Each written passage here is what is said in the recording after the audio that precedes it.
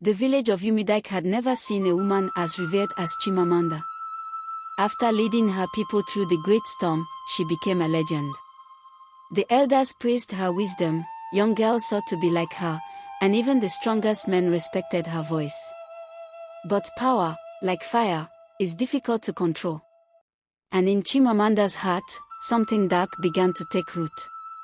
At first, her transformation was subtle. She started to believe that no decision should be made without her input. The elders who once advised her were now dismissed as outdated men clinging to the past. When anyone questioned her, she would remind them, "Did I not save this village? Do I not know what is best?" Her influence grew like the roots of the ancient Iroko tree. Whenever a dispute arose, villagers no longer sought the chief's wisdom, they went straight to Chimuamanda. She welcomed it at first, enjoying the power, but soon, it became an expectation. The people of Umidike had unknowingly created their own ruler.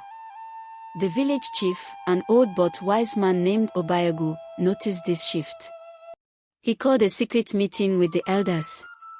"Chimuamanda has done much for Umidike, but we must remind her that leadership is not for one person alone. No one rules forever." But Chimuamanda was always a step ahead. She had spies, loyal villagers who believed she should rule completely. Before the elders could act, a dangerous rumor spread like wildfire that the chief had secretly hoarded food during the storm while others suffered. Whether it was true or not did not matter, the people turned against him. Facing growing anger, the chief had no choice but to step down.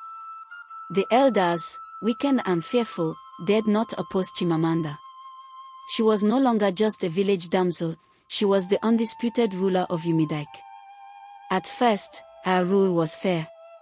She imposed new laws to strengthen the village, ensuring they were prepared for future disasters.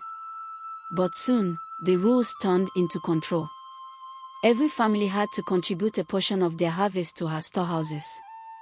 She claimed it was for the good of Umidike, but as time passed, her granaries filled while others struggled. Those who spoke against her were silenced. One day, a young man named Ikin stood in the marketplace and shouted, "Is this the same Chimuamanda we once loved? Has she not become worse than the storm we feared?" The next morning, he was found beaten near the riverbank, his mouth swollen shut. The villagers whispered in fear, but none dared to speak aloud. Still, Chimuamanda did not see herself as a villain. She believed she was protecting Umidike from weakness. "They need my strength," she told herself. "Without me, they would fall into chaos."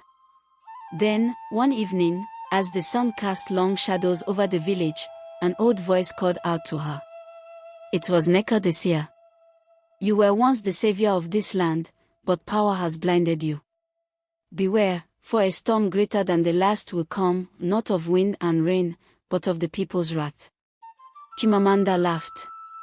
"Let them try," she said, her voice cold as the harmattan wind. But deep inside, for the first time in a long while, a flicker of fear settled in her heart. The people of Umidike had once loved her. If love could turn to fear, how long before fear turned into rebellion? And so, the village waited. For the rise of a queen, or the fall of a tyrant.